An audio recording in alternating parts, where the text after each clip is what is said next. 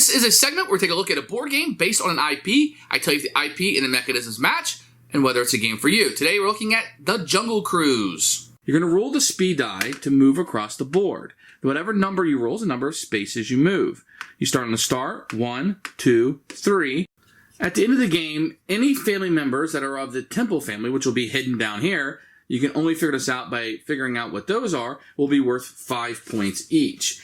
Any other person that is not a member of the Temple family will be worth 3 points each. If I were to land on the outpost space, then I could take one of these outpost tiles. The reason why you want these is if you have a set of 3, like this, one of each, that's worth 10 victory points at the end of the game. If I just have one and it's not part of a set, it's worth 1 victory point. When you collect these goods, you'll put them on an empty space of your boat, and now I also have this on there. No matter what you roll or what options you're going to partake in, you're always going to navigate the river, and that will be this deck of cards. So a hippo has 3 X's on it, doesn't mean it's dangerous, so I'm going to be rolling 3 dice. So I roll all 3 dice. On each one of these, it will be a hit. If it comes up blank, it would be a miss. What this is going to tell me, I had 1 hit, I'm going to lose 1 person on the back of my ship. Yeah, this is pretty much the Jungle Cruise, right?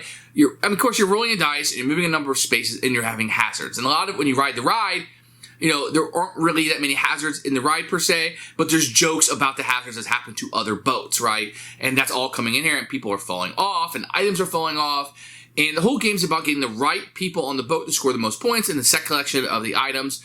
And you can pick people up as you go. There's all kind of random wonky things that kind of happen to you as you go. But there is planning. You can spend more time to look at certain items.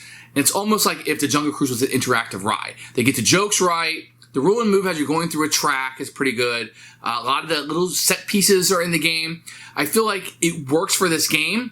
The game, I actually had a good time with it. I know it's not the most popular of games, but we have enjoyed it. But I do feel like the IP and the mechanism match. I really feel like I'm on the Jungle Cruise ride on this one.